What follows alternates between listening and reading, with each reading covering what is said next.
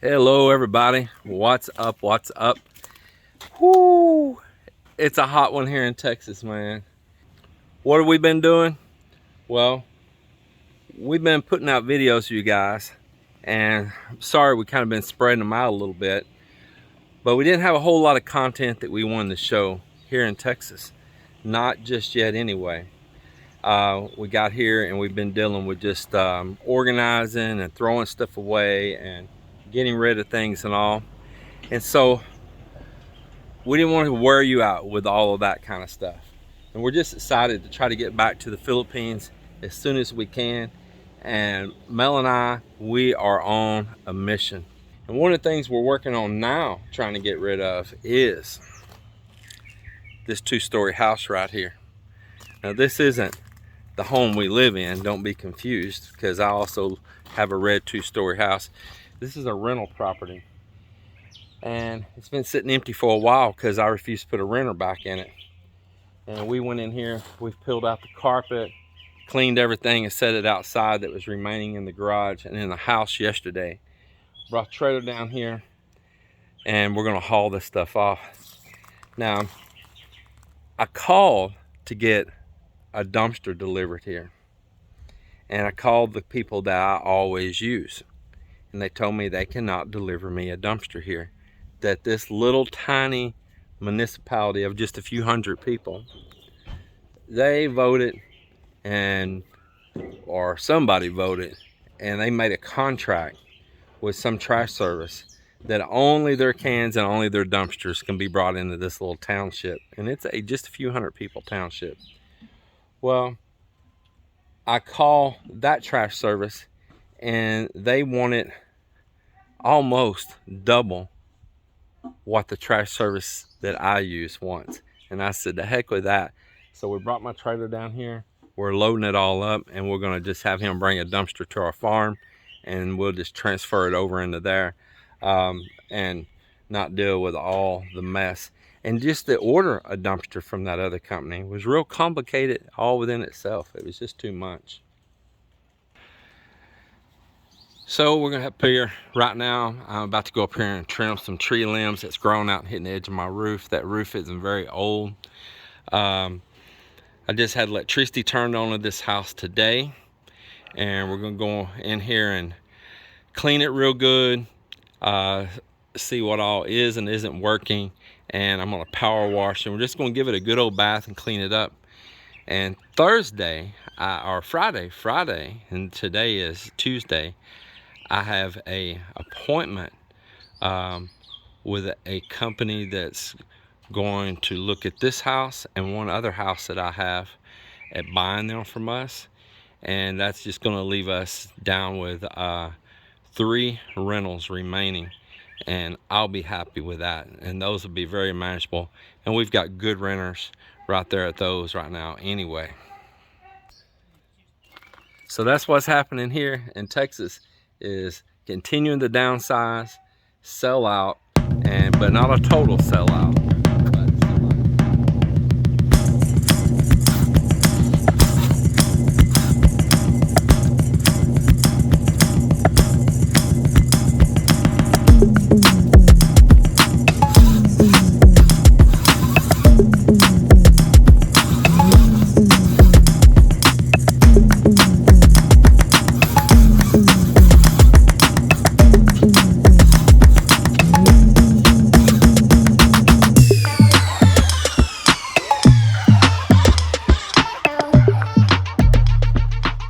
Hey, it's hot in Texas.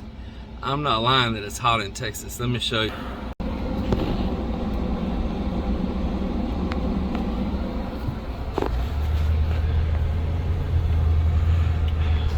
Tell me right now, Mel, Philippines or Texas, which is hotter? Of course, Texas. Where do you want to go cool off at? Philippines. It's opposite just now there in Philippines. The weather is nice there. It's raining. It's raining there right now. Yes. And the temperatures are cooler there right now. Not cool like Alaska cool, but Yeah. but cool like 70s and 80s. Yes. Low 80s, I bet. Oh, this thing's barking me for a seatbelt. Quick answer, Michael. Which is cooler, outside or in my truck? In your truck.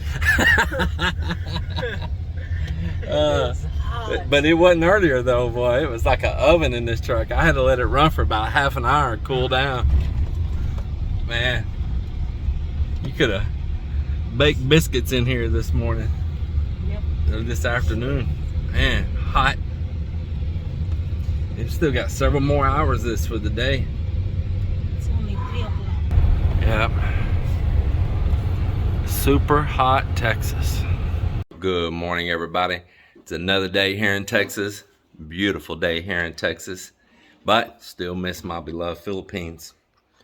Sometimes you got to do what you got to do. Sacrifices have to be made. And you got to do a little work in order to make that money that pays for certain lifestyles. Well, today I'm down here at this rent house again. And it's no longer going to be a rent house. I'm going to sell it. But of course, I would like to hopefully, I wish, make a profit on it as well. And you know, sometimes you got to put a little sweat equity in, and that's exactly what I'm doing here today. So Melinda, myself, and we've hired in Michael again, has been coming down here cleaning this house out, literally cleaning the house, which it needed horrendously. These people were freaking gross. I came from nothing. My parents didn't give me no money to get started. I didn't have no high degrees or anything. I've made my way in this world by clawing and scratching my way through, learning, and through the necessity of needing to earn and provide for my family, for myself, for a lifestyle I wanted. I've taught myself to do a lot of things. So if I didn't have no motivation and everything was just handed to me, I would have never learned all these things. And that's my real point on this deal. All right, well, enough of all that. Let's get on to some other things. So we're down here at this house, and it's a pretty cool little house, man. Look at this deck and stuff up here. It is so nice looking out. My lot goes back here to this other street, goes from one street to the next street. Got big old beautiful oak trees. It's a pretty cool place. There's Mr. Michael. He's gonna take down these old yucky blinds for me. There you go. We're gonna throw all these blinds away. They're dirty and nasty. This house has got a 2-car garage here. It was never sheetrocked on the inside. I may sheetrock it. I'm really debating to do it right now. And there's a little bit of siding on this house that has got damaged. And now this wouldn't be the renter's fault. It's just rain splattering up off the concrete outside, gets that siding along the bottom edge, and it has messed the siding up. So these guys are going to be changing some siding outside. It's a nice house. It has big trees, big cedars, big oak trees, huge concrete driveway. You can put 4 vehicles right out here on this concrete driveway and close the gates. That is how big of a driveway it is, plus the 2-car garage.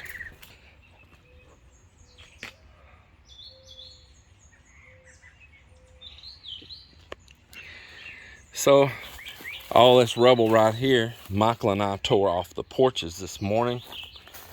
And while we were waiting for these other guys here to show up, it had a handrail down through here, and it had all that lattice work in there. And all it does is create a pocket down underneath this staircase. Weeds and vines and leaves stack up, and there's people's trash.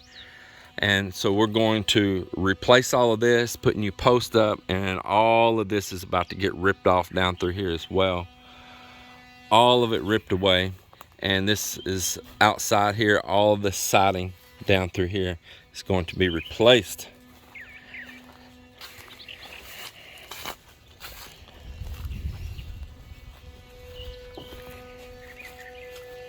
It's Santiago. I hired him to do some work for me, and he responded to a leaflet, a flyer that I put up over at Taco Reyes, where Mel and I like to go eat. But once you see all this, and We have done a lot of work here already before we hired anyone in, and I've got so much going on, and we want to hurry back to the Philippines that I want to just get it hired, get it knocked out, get it sold, and get it over with. I'm not going to do too heavily of work on this house because I don't want to drive the price up too high. The more I put into it, the more I'm going to have to ask for it. So I just want to get the worst things like the damaged siding, the damaged drywall, new set of cabinets in, and do some paint work. And I think I'm going to call it that, because if I get the price too high, I get out of the budget of my cash buyers. And then they're gonna have to go to lenders, and we're gonna have to go through all the inspection processes and all of that mess. So, and I don't want to do no owner finance stuff either. I'm not interested in that.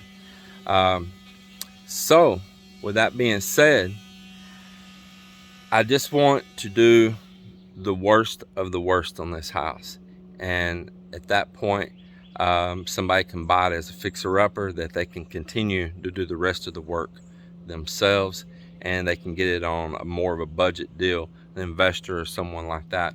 I do have an investor coming to look at this house this Friday. Today is Wednesday, so we'll see how that goes and if they are interested in it or not. At the price that we're negotiating right now, I stand to make some money off of it, but who knows, they could change their minds. So we're in here doing a little tear out. Oh, that's screw strip.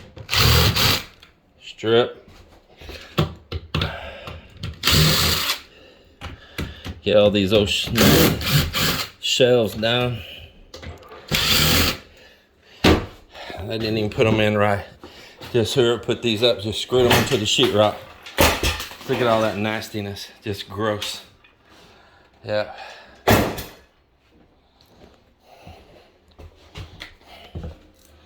Absolutely gross. I think this is the same way. I don't think these little short screws are even into any wood.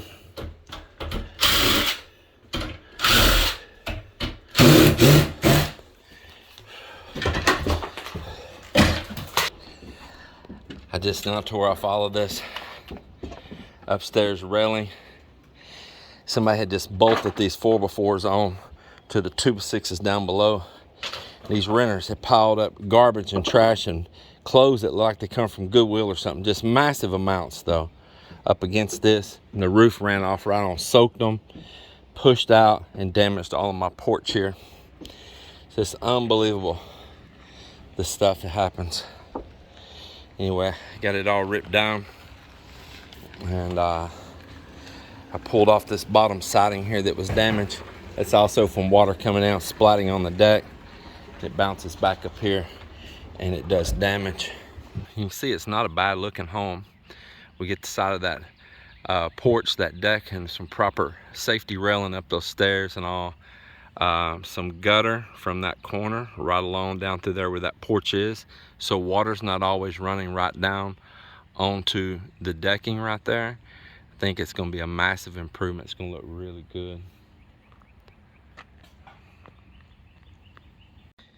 Here's the thing, even with those renters messing my house up, which really sucks, I'm still not losing, because of the cost of real estate during this time has shot up so high that even with me having to go in there and do what I'm doing, cleaning it up and sprucing it up and doing repairs and stuff, and some of those repairs outside were not all their fault, but some of it was. But even with all that, I stand still to make a profit if I can hurry before this economy goes 100% sour. I had one buyer that was interested in 2 houses I have, and they pulled out, not because they didn't like my houses, but because the way the market's getting a little crazy right now, they were pulling the plug on investments. The one carrying the mad stacks of cash funding the deal said, with the insecurities happening right now, that he's going to withdraw from investing in any more property. And talked to another lady that she said that her investors were doing the same thing. And that's why I want to hurry and do this. Now, let's just say that I can't get an investor or a cash buyer like that, and I still have to go with somebody with a conventional mortgage. I'll come down here. I'll spend $5,000 or $6,000 more dollars in here on the place. Address some more issues that it might need to pass a good inspection, and I can put it out there on the market. And if I do that and they go for a conventional mortgage and all on this house, actually I'd probably stand to make even more of a profit. Boy, it's already getting hot outside, isn't it? Man, yeah, you drenched in sweat too. This is how I normally am. Yeah, man. Just a little bit of heat. So yeah, I know some of you out there on my video, you're gonna say, I wouldn't touch none of this stuff and blah, blah, blah, blah. You probably wouldn't, but I will. And the reason being is that I make money off of it. And if it means me getting dirty sometimes and having to deal with some BS sometimes, that's part of the price you pay to make money. If it was all so super simple and there was no rough roads in nowhere, and you didn't have to drive through some ruts and some muddy patches in life, then everybody'd be doing it and nobody'd be making money at it. So sometimes you've got to be willing to get down in the trenches, to dig into the muck, and then you're going to come out on top if you put in a little bit of effort, a little bit above and beyond. But the main thing you got to have is you got to make sure that it's a solid property that's worth doing that, and that you got to make sure that it's just a diamond in the rough, that it's just not a burn up old chunk of coal. All these used to be houses on these lots, and they brought this house in, but they stopped them and they didn't let them finish it. I think they brought it in without a permit, and so they shut them down on it. That's got an abandoned home in there on it. All of these were houses in here before. All this vacant property used to all be homes. Houses, houses, houses. And some of the houses that are in here now, people have really been fixing them up. But just, it's lot after lot. I see some survey marks on that. Somebody must have bought that one. Yeah, all of this was all homes in here before. But after this area got so bad, they were all cleared out. The garage is still there at that one. And there's a old shed still here where this home used to be. And you can see they ripped the house out. And it used to be a house right here. And this one's abandoned, and I'm sure that the new incorporated city won't let nobody move back in here. They'll deem it unlivable or dangerous. You can see there's a little police and city hall sign right there. They're just right down the street right there. All these vacant lots right here used to be houses. It used to be just wall-to-wall houses in here, and I can just continue on all through the area, and there's little side streets that used to just be full of houses. You can still see where the utilities was in that one right there. Yeah, and right here at this one too, the utility stuff's still standing there. Look, somebody's cleaned this one off. It's got new survey markers on it too. Both of these lots do. I bet they bought two lots side by side. We noticed that a house right up the street here that was in really bad shape not long ago, at least it looked like it, but it's a good house on a foundation though, that they are rehabbing it right now, right here. And there's people here working on it and fixing it up. It looks like a new house almost, but that was an old home that they're rehabbing. I like the carport and all too, looks really good.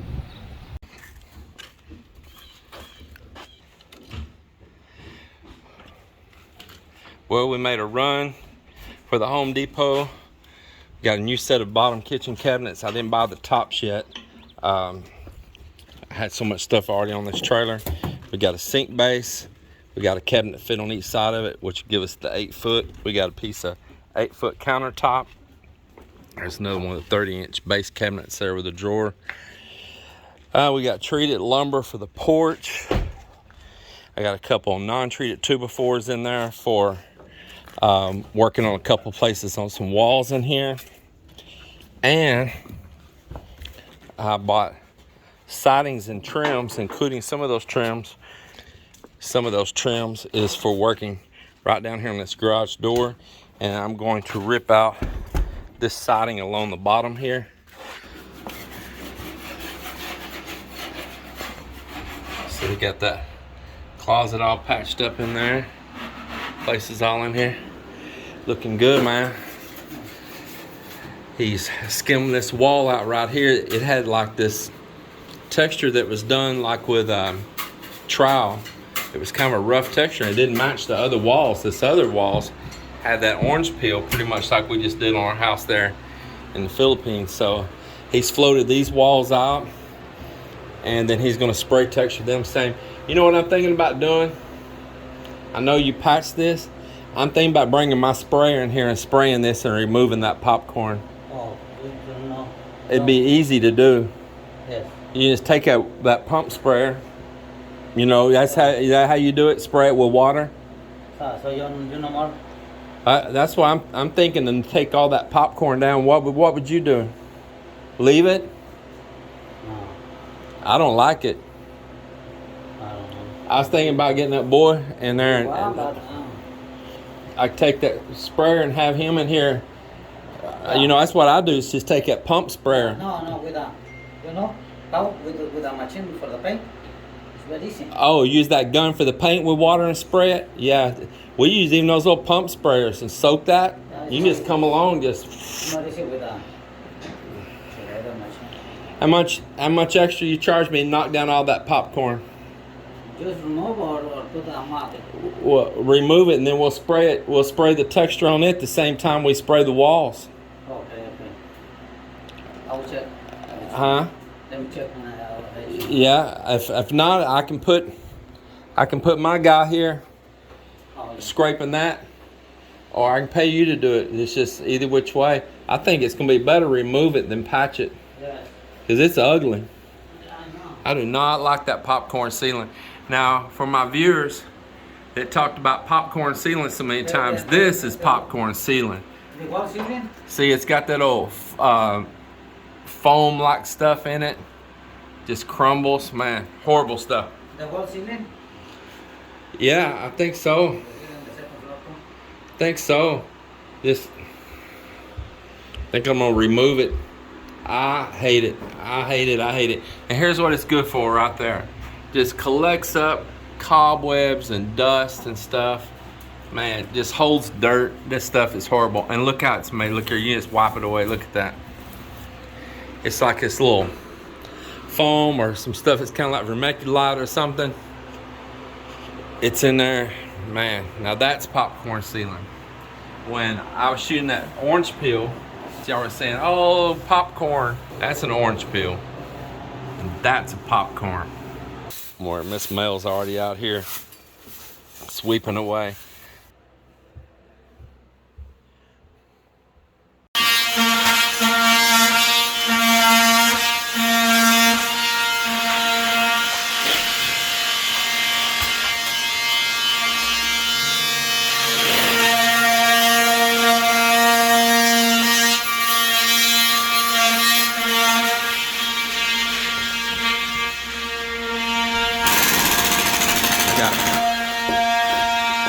Got Michael here removing all these old blind brackets.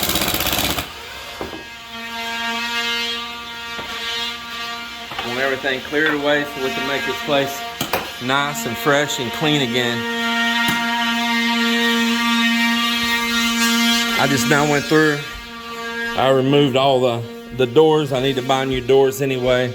I'm about to throw this one here out.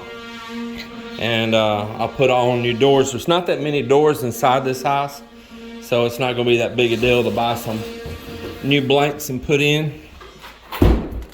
And just throw these out. Out with the old, in with the new.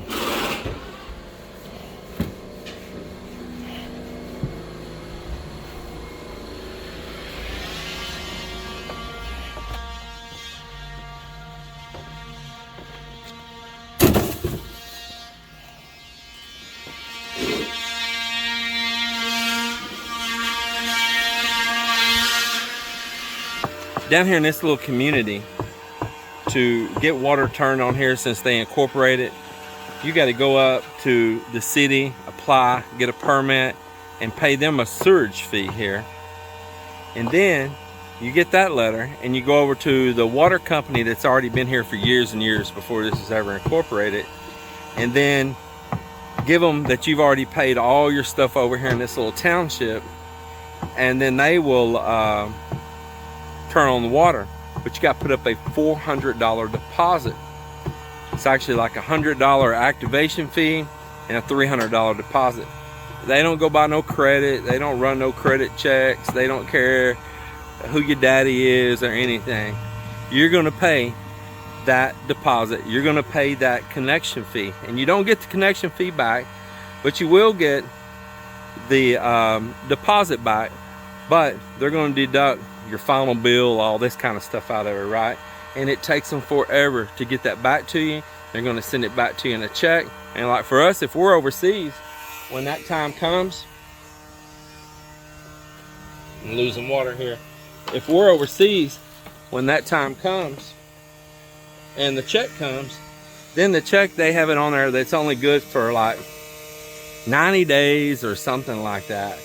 And then if you don't cash that check within that time, deposit or cash it, well then you've got to get with them and go through a whole big mess. The same with this power company here, to get a new check issued and all of that mess. Well, all we need water here for is do some cleaning and stuff like that. Like he's running through his paint sprayer there, to clean ourselves, to clean in the house and all. So I have this IBC tote right here, and this little tote, man, it holds, I don't know, maybe 250 gallons, I'm guessing, or something like that. I see a 225 mark, and there's another mark above it. So maybe it's 250 gallons, something like that. And so we filled it up there, and I've got a little small electric pump, kind of like you use in an RV there, kind of like a SureFlow, and it pumps the water off here for me from the top. Now I could have put a fitting there at the bottom and opened that big valve, but no need. But this will provide us all the water we need right there.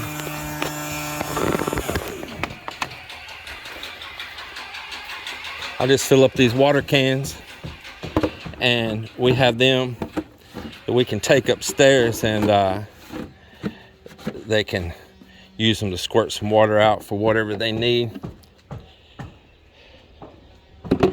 But at least it gives us a large volume of water here on site, just for temporary, for construction.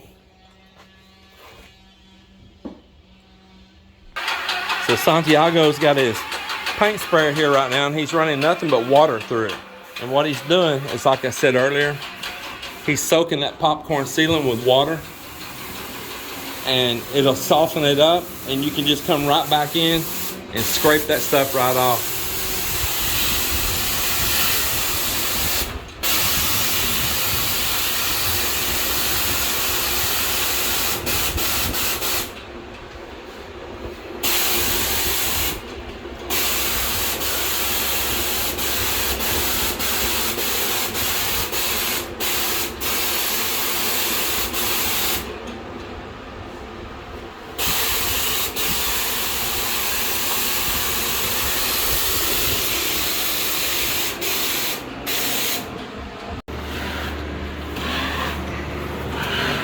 So when he soaks that like that, it drops that off just like brand new sheetrock again.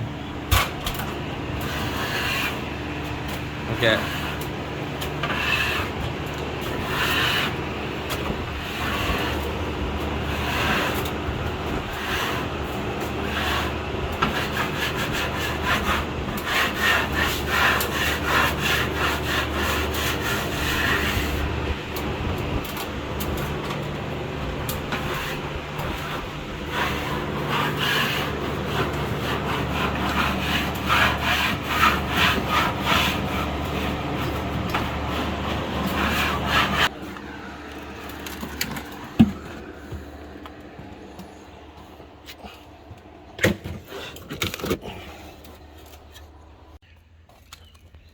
I've worked on it some already, and then I've put Michael on it, removing just all of this madness of cable TV wires wrapped around the house. I want to show you this. This has had a lightning strike because not properly grounded. And you see that right there? It's a miracle this house didn't burn down. And there's another connector here. Let me show you. Look at that connector right there too. See where the lightning blew out on it right there? That is some scary stuff. And that's not the only one, only spot. All the way wrapped around this house is just like a spaghetti of cables and all. There was another one blown out on the wall right there. And if you zoom in enough, you'll see there's actually a burn place. See right there, that flash black spot to where it actually burned the paint.